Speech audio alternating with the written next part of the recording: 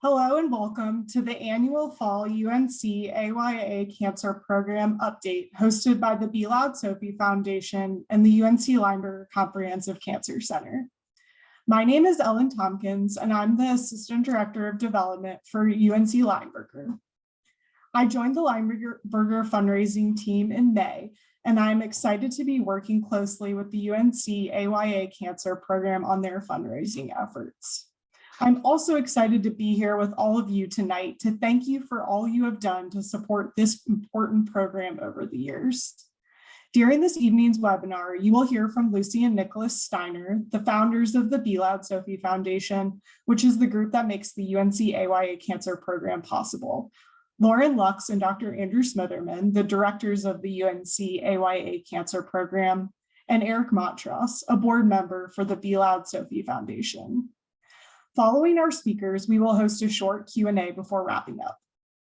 A few housekeeping notes before we begin. Throughout today's presentation, we encourage you to use the Q&A feature to ask questions to our speakers. Please refrain from using the chat feature for this purpose. You may ask questions throughout the webinar, and then we will address them during the Q&A portion of the program. Guests will not be able to share video or sound during this presentation. And then finally, a quick disclaimer. This webinar is being recorded and we will share the recording in a follow-up email later this week. This webinar is for general educational purposes only and does not constitute to claim to be medical advice. Transmission of information is not intended to create a clinician-client relationship. Thank you again for being here this evening. And without further ado, I will turn things over to Lucy and Niklaus. Hi, everybody. It's really nice. And I'm wondering if it'd be possible to have a view where we could see everybody, because right now I'm only able to see Lauren and Smitty, and as fantastic as that is, it would be really nice to see more of the participants so I can see who's out there, but I don't know, I'll let you all figure out that. But I wanted to say, first of all, that thank you all so much for joining us, and thank you for all of your support and for creating the community that is the Be Loud Sophie Foundation and the AYA program together in UNC Lineberger. We've created quite an extraordinary community, and we're really grateful to all of you for being here. You're also joining us at a pretty busy time of our year in terms of the activities of the foundation. I think many of you know that we just had one of our largest public fundraisers, well, the largest every year, which was our concert at the Cat's Cradle. And we're thrilled that we raised $28,000. And we're also thrilled that we were able, through the publicity around that concert, to get the word out through many media channels that the program exists. And we're hoping that that means that families that have children or young adults that might qualify for the program or would know about it and would be able to access it. So that's really important and exciting to us. We also received a lot of donations kind of around the concert, so we're really grateful for that. And we're about to launch our end of the year campaign, which many of you will be getting a letter about soon. In addition, something really exciting that happened that was kind of unexpected and really extraordinary is that the Swim Across America is a fundraiser that involves swim teams from various colleges around the country. And they just had a fundraiser and donated the funds to the program, and that was $92,000. So we're kind of amazed by that. So lots of activity, lots of good things going on in terms of fundraising and activities, and Lauren and Smitty are going to talk a lot more about that. But I also wanted to just sort of pause for a moment and think about where we are in terms of time, because a lot of you have been on this journey with us, and I wanted to sort of talk a little bit about that. So 9 years ago, when Sophie was in the hospital, one of the people she really relied on was the pastor, the youth pastor at our church, Jenny Schultz. Some of you remember her, I'm sure. Several years ago, Jenny moved to Denver to lead a church, but she and her family have recently moved back to the area. So Niklaus and I had met up with her this morning for coffee, and we had a couple of hours to spend time with her and talk about her life and how she's doing, and also talk a little bit about Sophie. So as always, talking about Sophie is always a joy and also a sorrow, because we miss her all the time. And so does Jenny. But what our visit this morning reminded me of really powerfully is that Sophie knew how to bring people into her circle, and she knew how to hold them there. In fact, some of the people on the AYA team did know Sophie. Dr. Smitty knew Sophie, he was one of her doctors. And amazingly, Dan Kleisler, who now works at the AYA program, he helps lead the registry project, was in the same youth group with Sophie that Jenny led in middle school. And as we talked about this morning, they traveled to New York City together. So I say all this because I think what sets this program apart and makes it so unique is that all the people who work in the AYA program, all 9 of them at this point, are working hard to create just such a circle of care for the patients that they serve at UNC. They want the young adults they meet who are living with a cancer diagnosis to know that they're not alone, and they want to bring them into their circle so that they can give them the support that they need during such a hard time. So I feel like there's this circle of care that Sophie built, and that circle of care continues through the program. And that's something that I want to say Sophie would have appreciated and understood the value of. And we appreciate and understand the value of what they do every day so much. So thank you all for being here and for caring. And I'm going to let Niklaus introduce Lauren and Smitty. It's always such a pleasure to be with Lauren and Smitty, whether it's for an update like this or on the stage of the Cat's Cradle for a Be Loud concert. As many of you know, Lauren Lux is the director of the UNC AYA program. She started in 2015 as a one-person show with a background as a clinical social worker. A year later, Smitty joined the crew, and he is the program's medical director. So it's an incredible complement of the talents and skills that these 2 people bring to the table. And they have managed to grow this program to be 9 people at this point in just a few short years, which is really rather remarkable. And so it's just so great to have you here, Lauren and Smitty. So great to have all these people here who can learn from you about what your wonderful team is up to right now and what your plans for the next future is. So please, Lauren and Smitty, take it away. Thank you, guys. Thank you, Niklaus. Yeah, thank you, Lucy. So much. It's so good to be with y'all always. I'm gonna try not to lose my voice while we're talking. So sorry, I'm a little froggy. I don't really think that grateful is a big enough word for how we feel to have the support of this community. We, I think, pinch ourselves regularly to try and remind ourselves of just that this is the reality that we live and work in, that we do this work that's so meaningful to us, that's supported by a whole community and group of people, that some of which we never meet and don't even know. And it's such an honor to do that and to be able to build on the vision that Sophie had and the Steiners had when they started the Be Loud Sophie Foundation. So this is always such a treat to be with everybody on these meetings or at fundraisers. We're academic medicine people, so we can't do anything without PowerPoint slides. So we have a few PowerPoint slides, but we promise they're fun and we won't talk too much, but we're just incapable of not having them. So we're gonna have these folks throw them up real quick. So There we are. this is us. Yeah. And I just, as a reminder of who all these incredible people are, Smitty, you want to do a little roll call here, starting with you? Yeah, so there I am on the end. And then next to me is Melissa Matson, who is the nurse practitioner who works with us. And then Dan Kleisler is next to Melissa, who's the research associate who works closely with us, helping us build out the research program that we're developing. Then we have Jordan Hunt, who is our social worker and fertility preservation program director. Next to Jordan and those tan boots is Dr. Julie Childers, who's a palliative care physician who works with our young adult population. Next to Julie is the newest member of our team, Dr. Jake Stein, who is a medical oncologist who works with sarcoma patients. Many young adults are in sort of his world, and we're really lucky to scoop Jake up into our program. He's also a healthcare services delivery researcher. We're going to talk a little bit more about his role with us in a second. And next to Jake in the yellow sweater is Catherine Swift, our clinical social worker, and then I'm there on the end. So we're going to talk about a new role that we're bringing on soon, but as Jake has joined us in our newest role as medical oncology liaison, we're really excited about this role. So we have been incredibly fortunate to have real and true champions on both the pediatric and adult side of the cancer hospital. And as we've gotten to know and work with other AYA programs around the country, we have realized even more how fortunate we are to have those collaborative relationships. It's not that way everywhere. And the people that we work with, both on the pediatric side, Dr. Stuart Gold, who I think might be on, who has made a lot of this work possible for us. Dr. Shelley Erb, the head of our cancer center, they're just from the top down and bottom up, we've really had a ton of great support and champions all over the place from our physicians that we work with.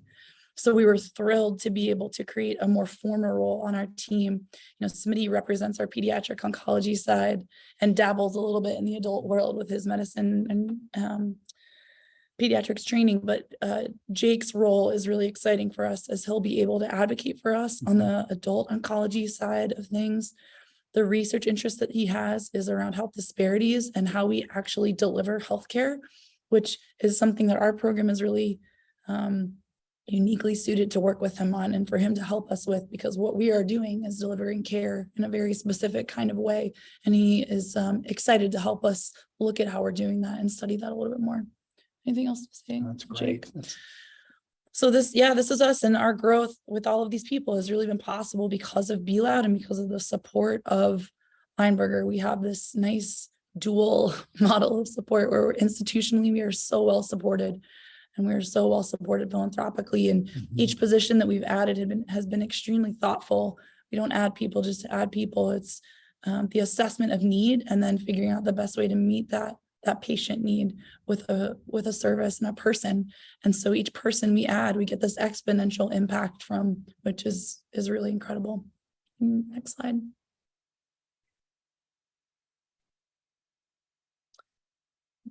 One of the things that we were really excited to talk about today that we've been talking about for a little while, I think, is the building of the first of its kind outpatient young adult infusion space. So this is a 7-chair infusion space dedicated to people under the age of 40 with its own separate check-in desk and waiting area and sort of hangout lounge space for our patients.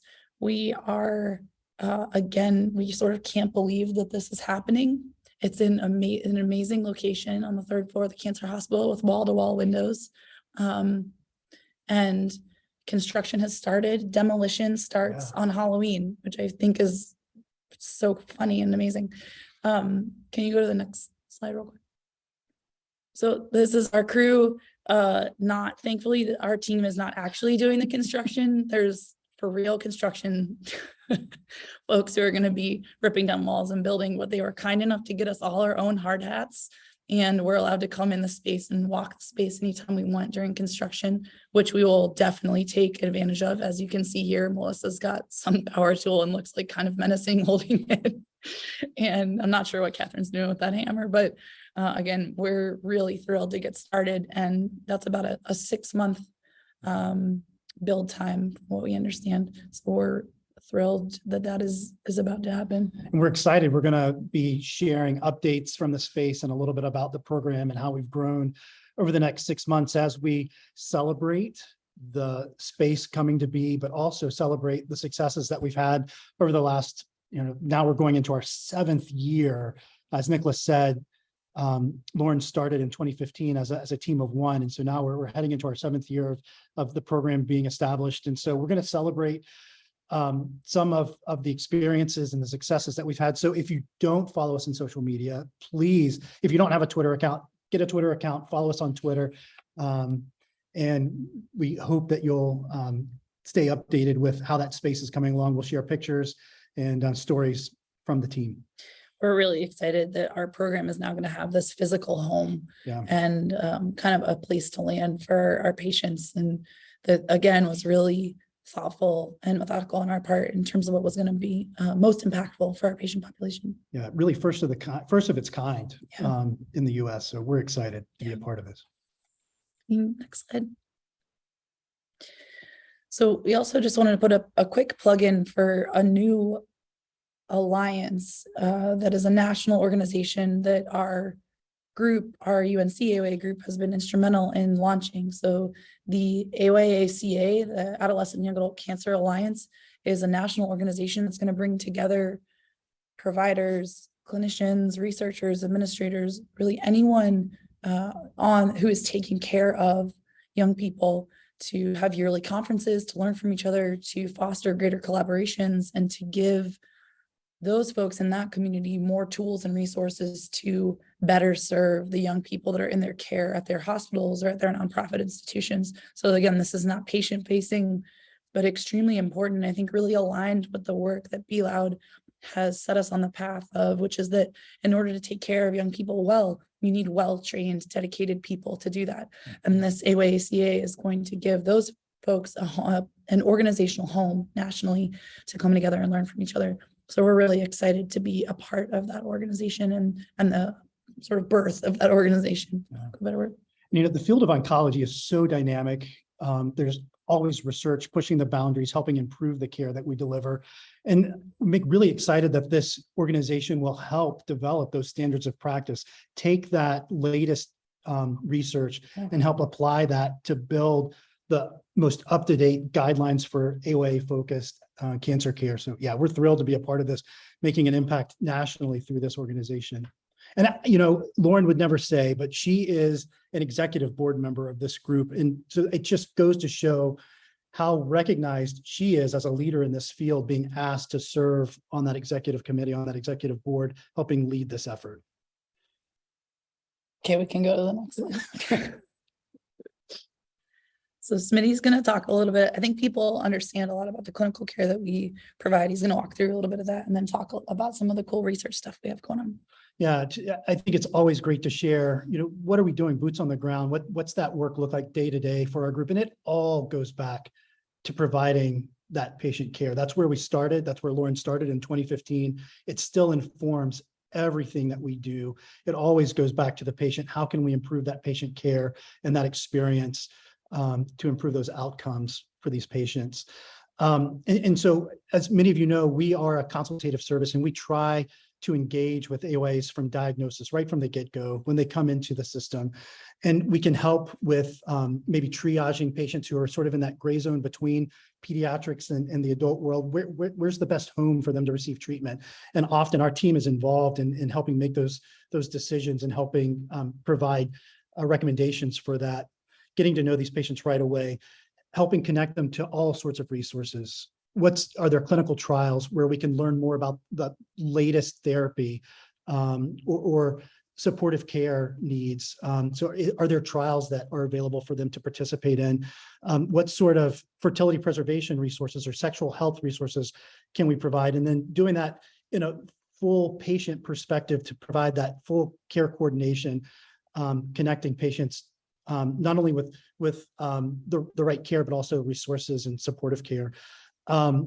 We're really excited to continue to grow our survivorship clinic. And as we've mentioned just a little bit ago, coming soon, this infusion space that we think will revolutionize the care that we're able to provide. We can go ahead and hit the next. And so we'll layer on some of the research. And, you know, I think what's really exciting, and as it should, we could draw a lot of dotted lines between the points in these columns, right? Where clinical care really informs the research that we do, and then it feeds back to improve that clinical care.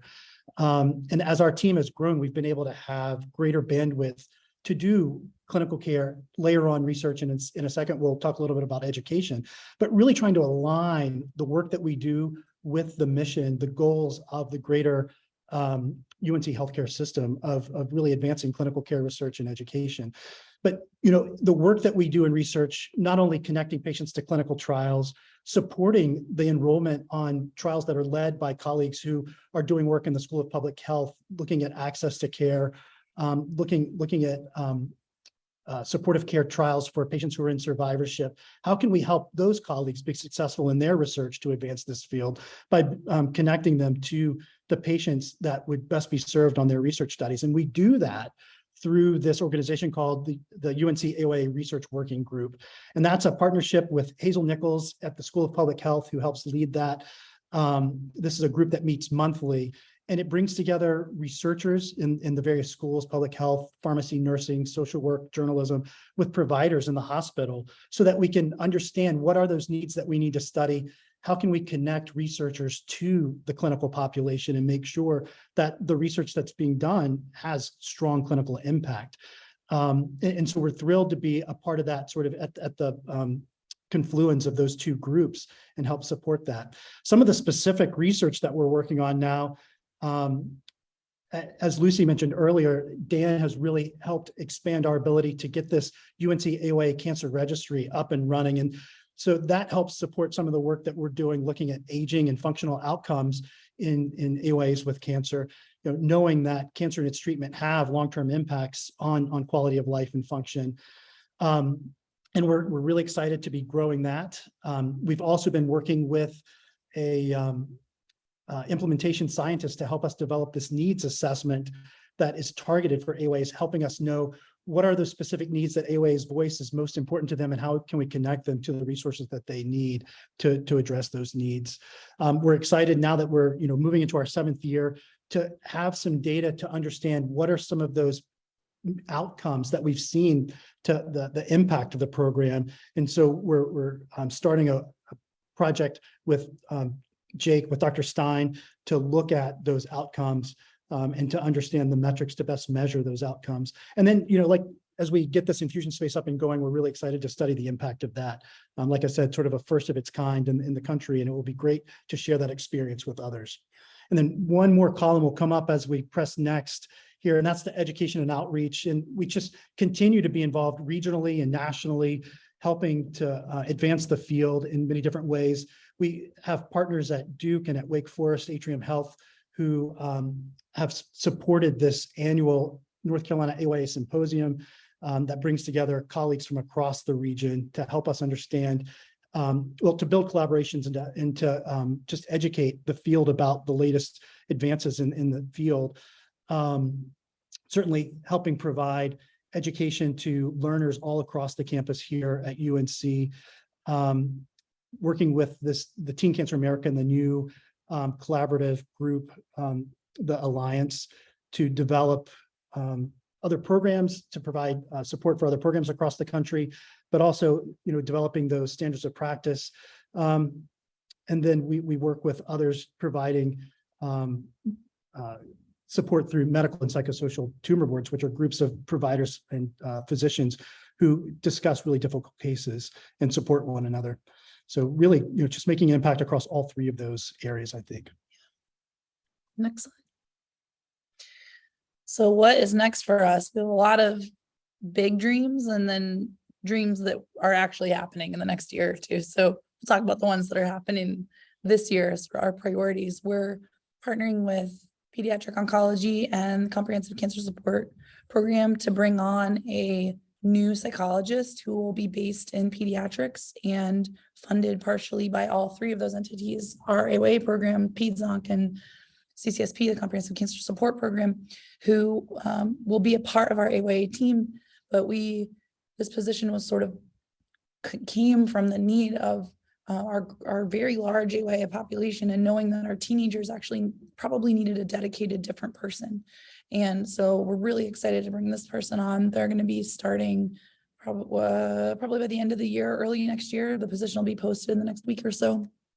We are actively working on creating a role that we are calling the Deputy Director of AYA Research, who will be someone that can help us study our program impact and also just expand our research efforts in some different directions.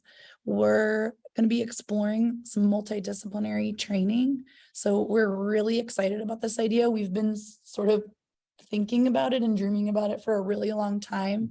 And we sort of feel like now is the right time to really start to make some moves. And one of the ideas that we have is to bring in cohorts of learners together, just like our team has: physicians, social workers, psychologists, nurses, nurse practitioners, who can spend a year or 2 learning together, both how to work together from a multidisciplinary perspective, but also what it takes to take care of AYAs. What do you need to know to take care of AYA patients? So we're starting to think about what that's going to look like.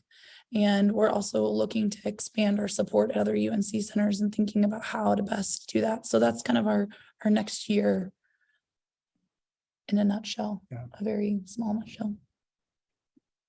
Okay, you can stop sharing if you want. We're done with our slides. Thank you for indulging us and our need to have PowerPoint slides. And I think we're turning things over to Eric, Mhm. who I really can't say enough nice things about. Eric is an incredible supporter and board member in the Sophie Foundation. And I don't know that we could do a lot of what we do without his support. And so we're really grateful for his time and energy and expertise. And I'll turn it over to him because I can't say too many nice things about Eric or our Duke and UNC conflicts will start to crumble, and he might think I actually am becoming a UNC fan. This is being recorded, Lauren, so I have all of those nice things you just said about me recorded, and I'm going to make sure that they're etched into stone. Well, good evening, and thanks, Smitty and Lauren, for such a nice descriptor of the program and all the stages that it's been through, from stage one all the way 7 years ago to today, and to Lucy and Niklaus. I mean, just the impact that you have had and the bravery and courage that you've had to help direct this has just been incredible. And I think, you mentioned Stuart Gold. Ian Davis is another doc who is a part of our board. And I think it gives us so much credibility, and yet it constantly gives us more ammo in the tank for when we need it to go rattle doors in the hospital and say, this really does need to happen. They tell us how to make it happen and which streets to turn down and which ones to avoid. And it's allowed this program to grow, as Lauren, I think it was you that said, very thoughtfully, but very quickly. And I think the other thing that does is it represents the incredible need. And so that leads into, why am I talking tonight? Why me? I'm certainly not someone who gives medical advice or should be giving medical advice, but I am thankfully a part of this community. In 1990, from 1990 to 1994, I was just a volunteer at the hospitals. And the thing that attracted me to the hospitals was getting phone calls in the basketball office to go over and try and help make a child smile. And not all of them were cancer patients. Certainly there were burn unit patients and patients with orthopedic needs and different things. But, it was a 7-foot guy walking through a 6'8" door. And oftentimes, if you don't duck, you have to pick me up. So it was an opportunity to really see. I didn't know it was an unintended consequence or unintended benefit, was to give me the perspective of what these young people are dealing with inside the walls of a hospital. And pretty quickly I recognized that it was not the patients that were getting the most out of the experience, it was me. And that's something that both my wife Laura and I, who's also a board member, have craved for all of these years, is just to make an impact by being a simple citizen of a community of people who care. And the other thing I will say is that resources are limited for all of us at some capacity. And so when you think about philanthropy and you think about impact, you want to make as much impact with whatever you can do, whether it's your time or your finance or whatever it may be. And this program has just been the perfect home for us. It has felt like we are amongst a group of doers. We're amongst a group of motivators. We're amongst a number of people who have giant hearts, who just want to make things better for these kids and for these young adults. And that's the thing that stands out to us the most about the Be Loud Foundation, but also the AYA program, is that we are helping to make an impact in just whatever individual way we can contribute, in whatever fashion it may be.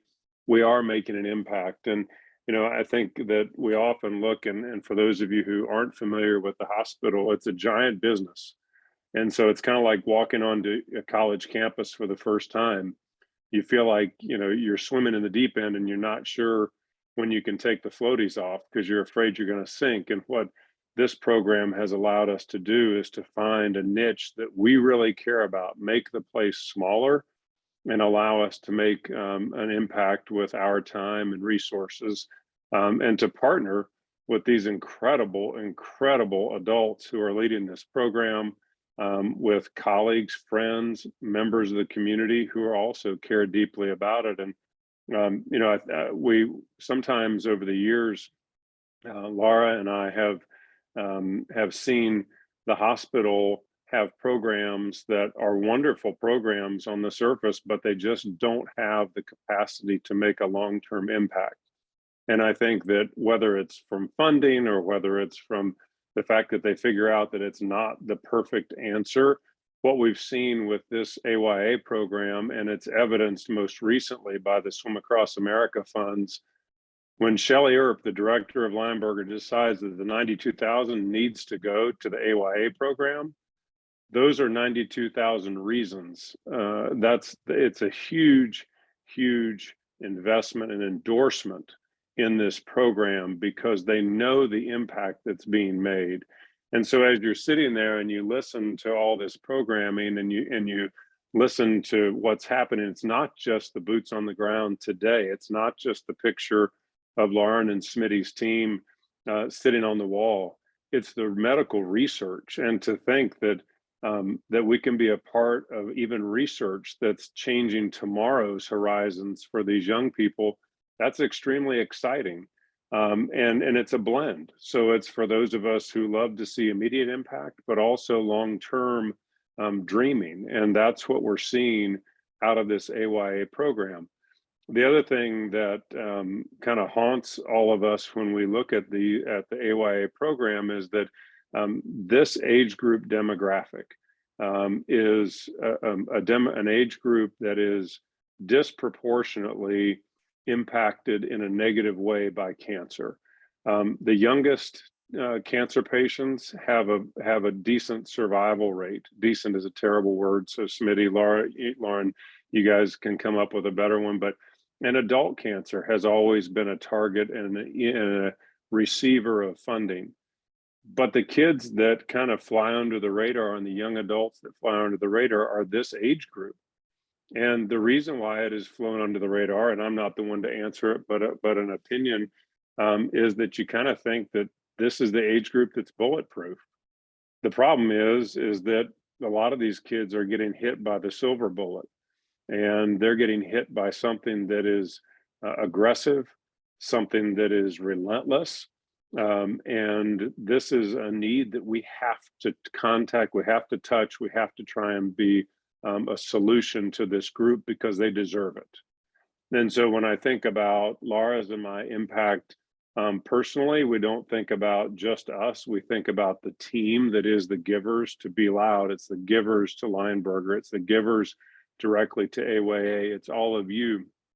Together, we can change the outcomes. And we are so lucky to have Dr. Gold as a leader on our team. We're so lucky to have Ian Davis as a guide and a leader on our team. And we're exceptionally lucky to have Lauren and Smitty leading this effort and just groundbreaking moments. And I think that the other thing that I will say amongst all of these accolades, and they're really just honest perspectives and views, that a reflection of what we're living in right now, watching this AYA program grow, is that they're also national leaders. And so not only do you have the impact here amongst all 100 counties in the state of North Carolina and growing within the region, and partnering with other great medical centers in the region and minds that are focused on this care for this population, but they're also leading the national research. And what better way, I've been so fortunate to be on a bunch of really high performing teams and teams that had a lot of wins, but you have to be able to communicate. And this team is communicating nationally, and we'll find that they will be communicating internationally with researchers people who are thinking about this day in and day out, and that is the best mode for success. So as you're thinking about what role could you possibly play in this, what is your story, what's your connection, it doesn't have to be terribly apparent. You just have to want to be a part of something bigger than yourself. You have to want to try and make a difference in whatever way you can. And I am here not as a medical mind, but as one who is just saying you can trust this program to be good stewards with your funds and to make the impact and the footprint as big as it possibly can be. And so I think we're going to open it up. We're going to turn it back to Ellen and open it up for some questions and answers. But this is a star program, and it's one that has a lot of wonderful backers, and that's important in this business, in this industry, because that's how you get things done.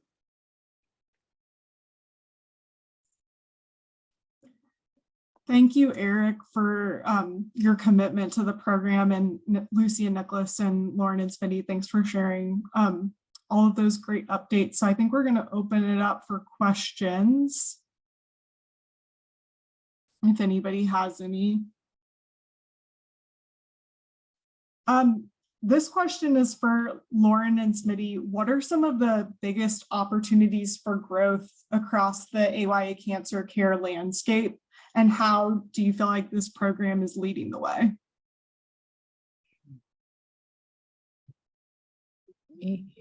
Me? Go ahead, Mel.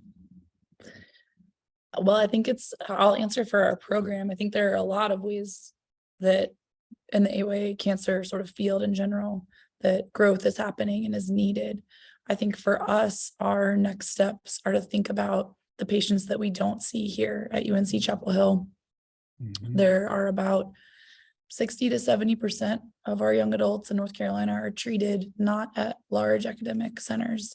And so thinking about how we reach patients in their communities that are in our age range and impact their outcomes and their quality of life during treatment is top of mind for us. And one of the models that we're thinking about is using a patient navigator to virtually connect with folks. You know, COVID has really changed things in a lot of hard ways, but that virtual piece of communication and even medical care makes things accessible. We have a lot to think about in terms of equity as it connects to those resources and, you know, modes of communication. But that's something that we're really focused on, is what do we do to improve care for those patients that we're not seeing here?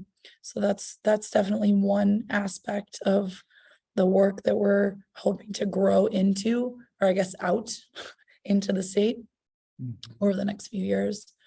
And I know that there's a lot of work that I think Smitty and our research colleagues would like to do to better understand the patient population that we're working with and how we care for them. Because as Eric said, we have to do better, not just, you know, we talk a lot about support and resources, but there is a whole medical aspect to the care that these patients receive, and biology that Smitty can talk a little bit more about in terms of the research that we're hoping to grow. Yeah, I think nationally, there's such a need to better understand what is the best practice, what are the best treatment regimens for this population based on the types of cancers that they experience, the biology of the cancers that they experience. And so certainly, I think we're starting to learn more about how best to treat these cancers and for these patients. I think too, developing those standards of practice that comes from that knowledge and that latest research. And then how do we measure the impact that we're making? That's something that I feel like the field is missing at this point, understanding what are the essential elements to a high quality, strong program, so that you know that the patients are receiving that best care that they possibly can to improve outcomes. And so I think developing those metrics to measure how programs are doing. And those are questions that, you know, the Cancer Alliance wants to tackle, wants to take on. Great.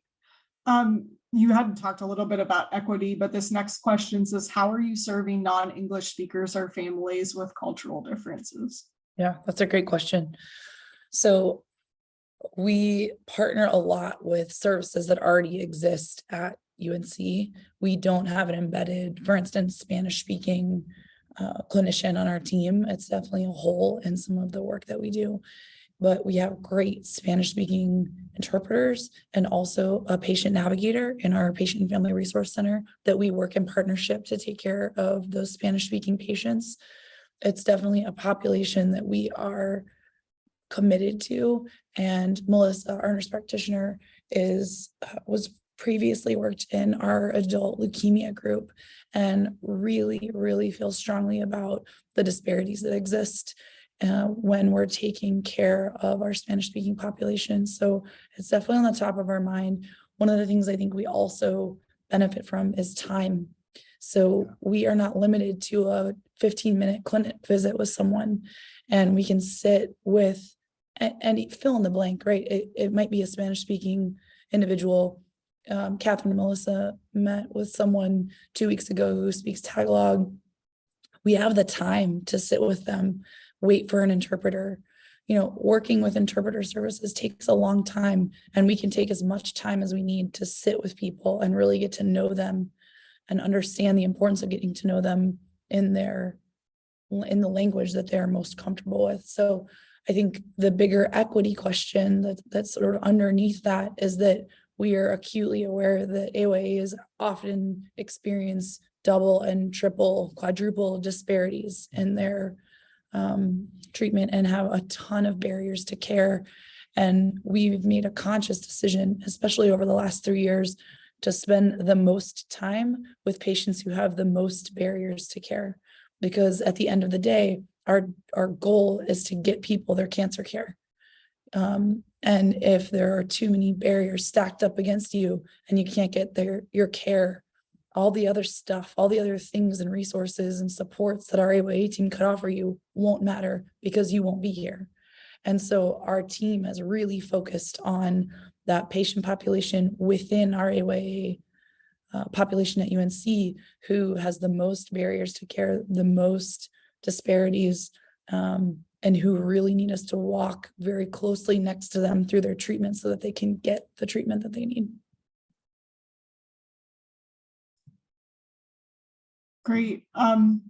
This next question is, what's on your dream big list for the Be Loud Sophie program? Niklaus and Lucy, do you want to answer that from the foundation standpoint? I think our dream big list is pretty simple. We'd like to raise $2.5 million for our endowment. We've raised about 1.3 million. And so we've got a ways to go, but we're going to get there. So that's our big, and I think the reason that that's so important to us is that I think one of the things that that we've been able to do is we've been able to use funds to leverage the growth of the program in different interesting ways. Like Lauren might propose a new position and they might not have all the funding for it, and we provide part of the funding, and then eventually the hospital or billing or something picks the rest up. But I think our endowment allows them to think big about their future, and that's what we want to be able to do. And also it protects their future. So we know that this program will always be in place at UNC, which to us as a legacy for Sophie is really important. That's our big dream list. Thanks. The next question says, when is the anticipated timeline for the opening of the infusion space? It's supposed to be 6 months. I don't know if y'all know, but supply chain issues have been a real thing in the last few years. So I think we would both be shocked if it opened in 6 months, but we're hoping that that's the case. April is AYA Awareness Month. Yeah. Week and month. Perfect. So it'd be great if we could open in April. Yeah. And but bottom line, we'll be happy we open whenever that happens. Yeah. Just grateful that it is going to happen. It's already happening. Yeah. We're thrilled. This next question says, how's our capacity and how much more is needed? I'm assuming that means how big is your capacity to see patients? Yeah. Yeah, I mean, you can answer if you want. kind of a complicated answer, a nuanced Yeah. answer.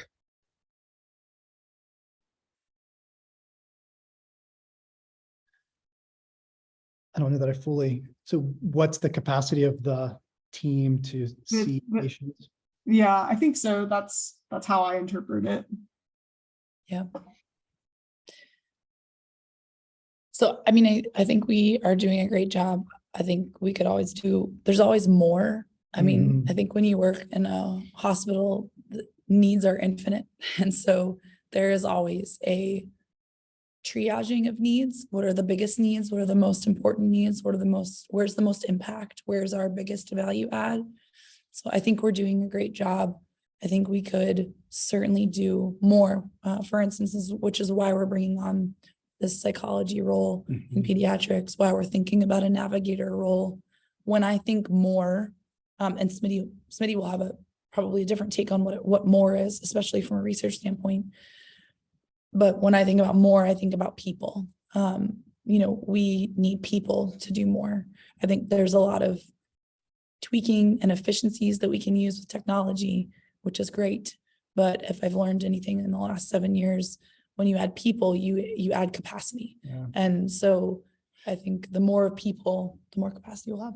And that's not a one-to-one No. relationship either. When you add one person, you get, some incremental increase. No, there's synergy there. And I think that as we add different roles, different perspectives, different experiences and tool sets, you really expand the impact that you can make. And I'm thinking back too about when we are called to do a consult for a patient. I mean, we have the capacity. We're seeing those patients whenever those consults are placed. And Lauren's exactly right. Some patients will just need more time, more support. And so we do some level of triaging and risk assessment to try to provide where the need is greatest. Thank you. If I could interject real quick, Ellen, maybe Mhm. Lauren and Smitty, I think Jim, if I'm reading the name correctly, I missed it. It was not Jim. I think it was the prior question, but it was talking about the number of patients that you could treat. And so I think you hit on that. One thing that I think falls along those lines and may help even further define that question is kind of I know that there is no typical day in the life of an AYA adolescent young adult who comes in, but can you maybe give us a snapshot into a patient comes into the hospital, receives diagnosis, and your team is called? Kind of what would be some of the steps that they're receiving from you? That I don't want to preemptively jump in front of these other really great questions that are coming in, but I think it may speak to some of what you were just talking about. Yeah. So patients can come into our program in many different ways. Often that can be a consult from a provider, and that has grown tremendously as the word about our program has grown over these last 6-7 years. Groups are reaching out to us more than ever, and so it's great to know that the reputation, the knowledge about our program is permeating across many different programs across the medical campus. So providers can put in requests for us to see patients. We are constantly scanning the inpatient lists, the clinic lists, to look for patients in our age range. And so we're often going to providers and saying, hey, let us help you. We see that this patient's coming to clinic. Can we see them when they come to clinic and introduce our program to them? Yeah. So we're actively screening for patients. We're receiving those consults.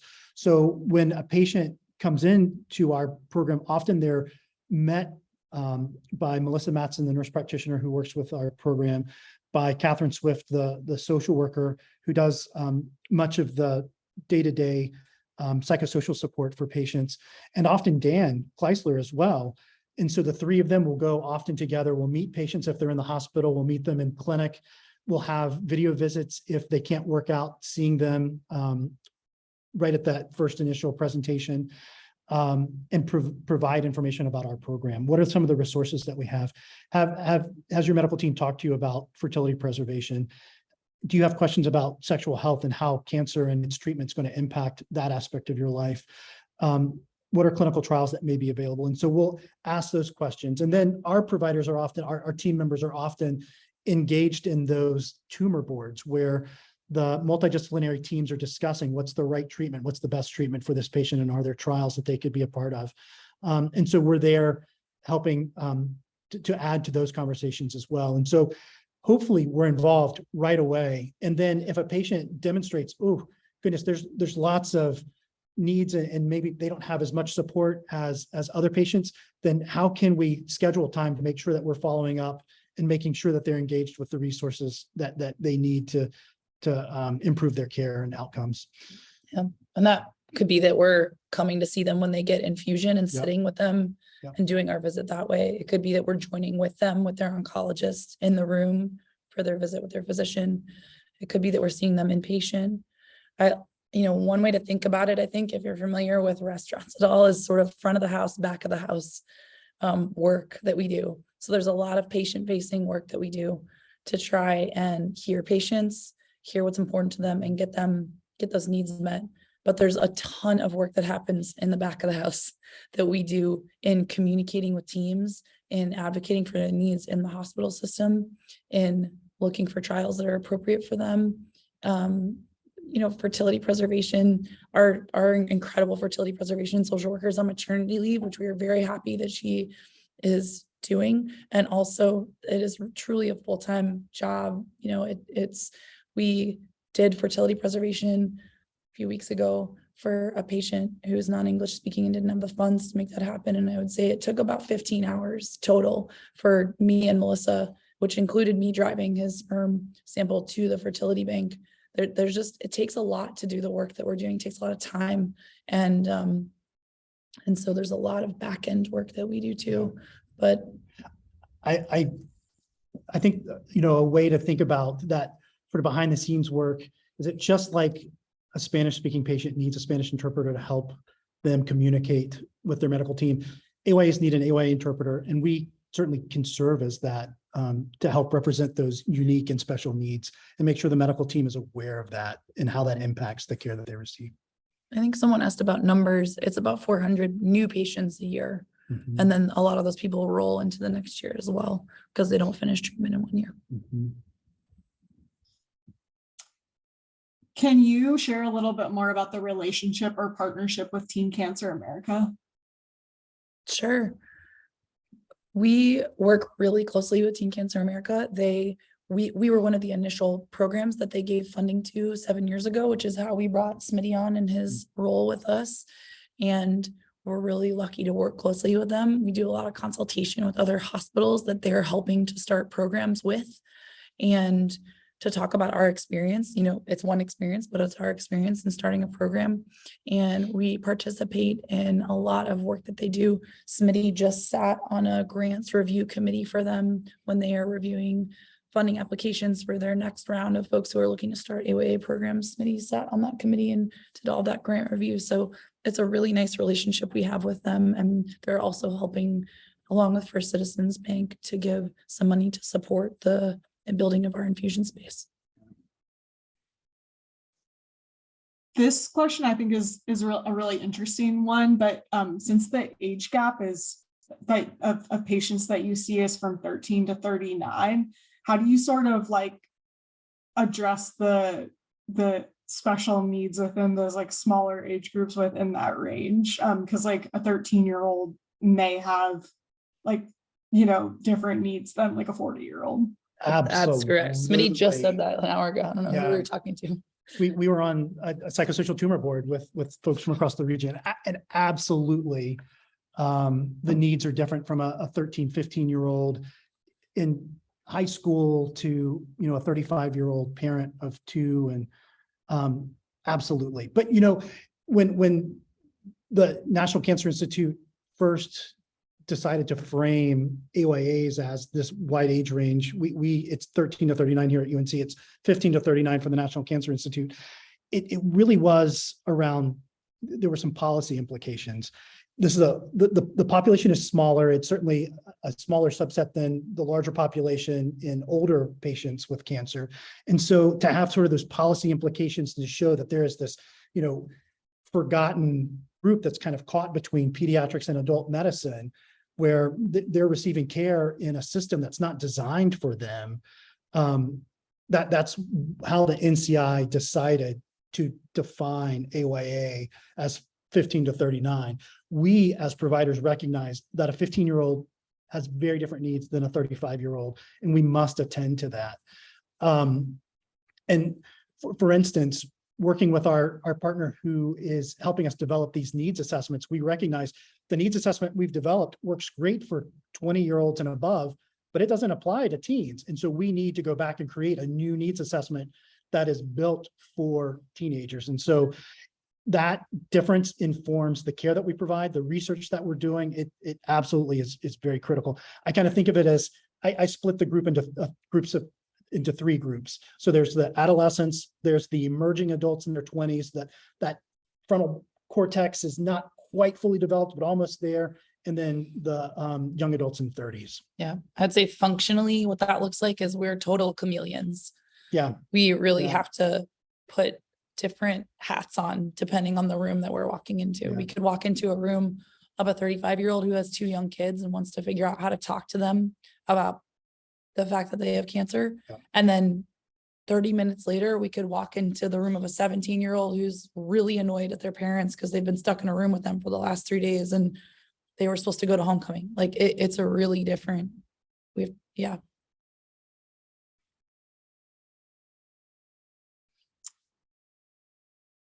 Thank you, guys. I think that just to be mindful of everybody's time, we're gonna wrap up, but thank you guys all for sharing such thoughtful questions and for y'all, the speakers, for giving such thorough updates.